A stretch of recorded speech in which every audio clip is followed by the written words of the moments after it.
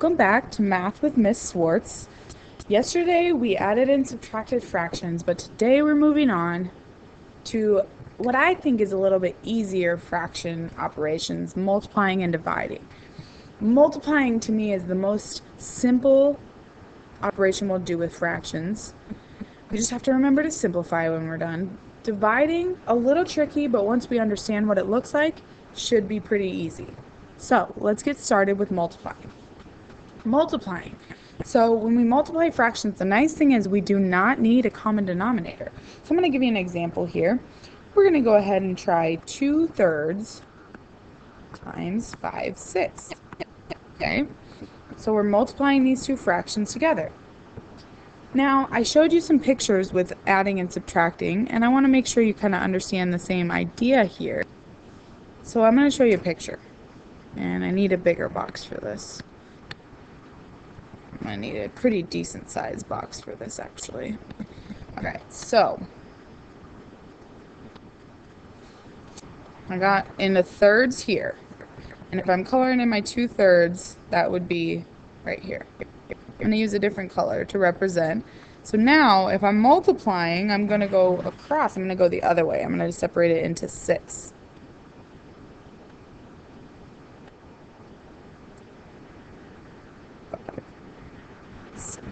Okay, so if I'm coloring 5 of those, that's what this looks like.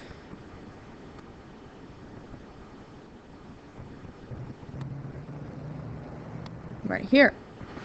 So when I'm multiplying in my picture, what I'm actually looking for is where do I have both colors shaded, and how many total boxes do I have now when I've kind of crisscrossed those boxes or I multiply them by each other. So first of all, let's count the number of boxes we actually have. We have 1, 2, 3, 4, 5, 6, 7, 8, 9, 10, 11, 12, 13, 14, 15, 16, 17, 18. Okay, what do you think those 18 boxes represent? Well, think about when we draw our picture of 2/3, the bottom number is always how many parts we have. So it actually represents our denominator. Okay, magically, look, 3 times 6 is in fact 18.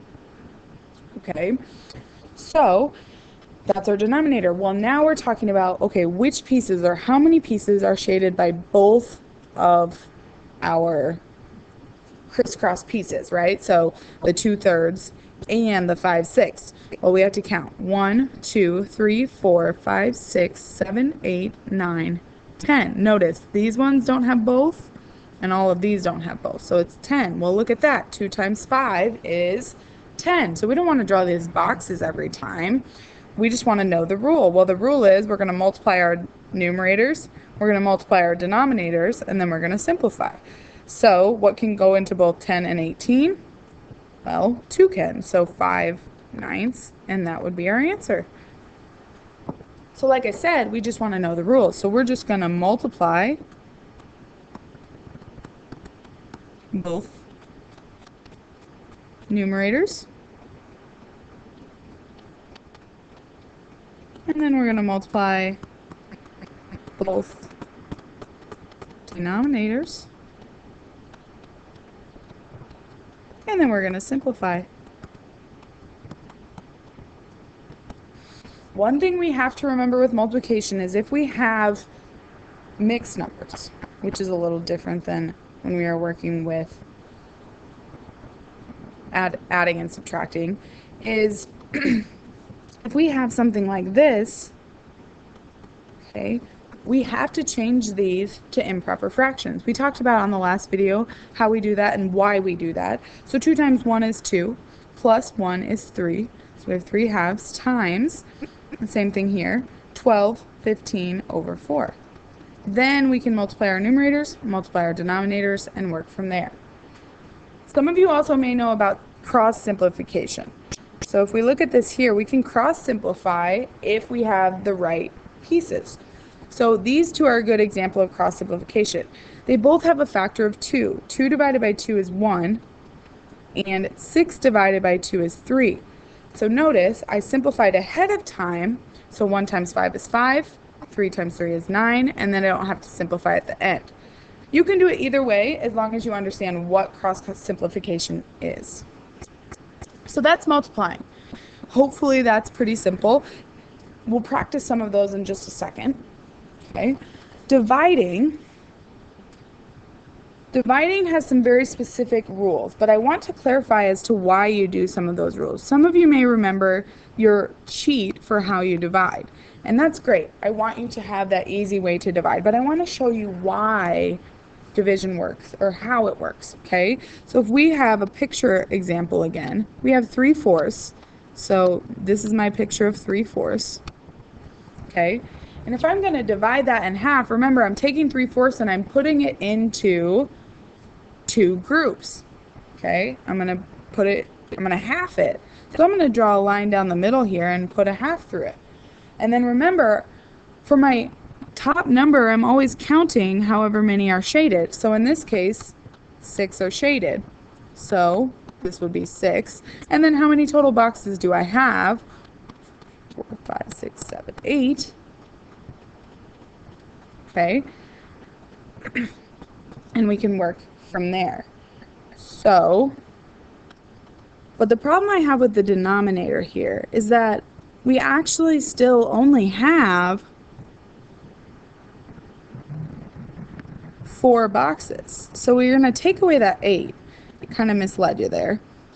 So we're going to backtrack here. Yes, we have 6 colored in, 6 boxes, what it looks like. But remember, we're still in our idea of having 4 pieces. We just split those 4 pieces in half. So we have 6 over 4.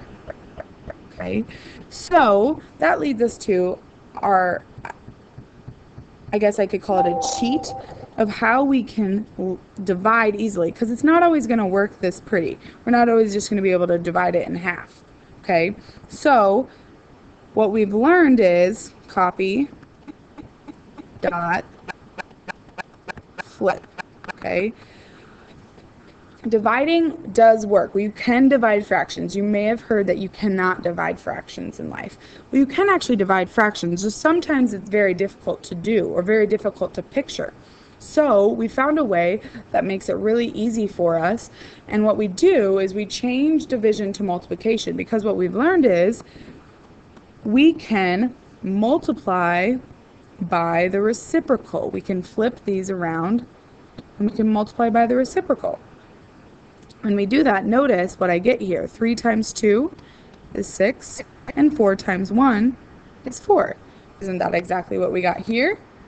We want to simplify that, obviously, so we would end up with 3 halves, or 1 1/2, whichever you want to write. But notice it's the same. So notice here why I didn't want 8 in my denominator. We're still in pieces of 4. 1, 2, 3, 4. But we now have 6 of those pieces within that because we split those pieces in half. Okay, so our rules for dividing, we want to change division to multiplication.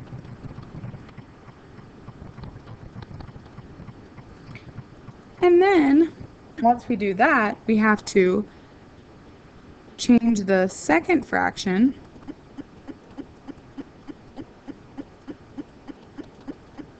to its reciprocal. Or another way of putting that is flip it. Okay, so copy dot flip is one way I've heard it remembered. Another is flip the second guy and multiply.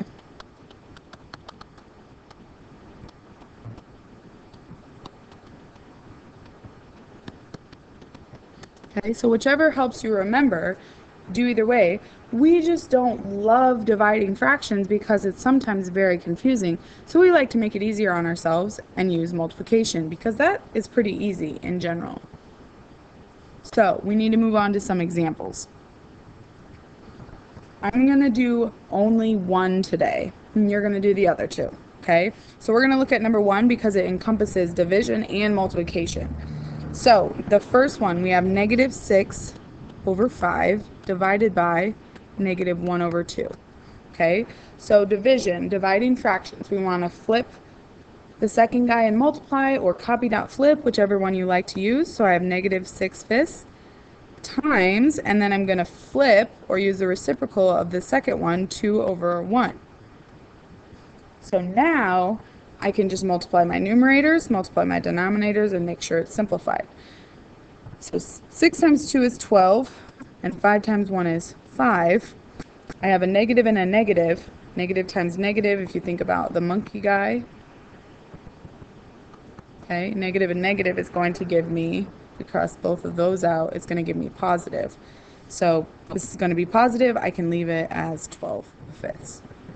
I want you to try 2 and 3 on your own. You have some mixed numbers in there. Make sure you change those to improper fractions. Then get your notes checked, and we'll give you your assignment. Have a great day.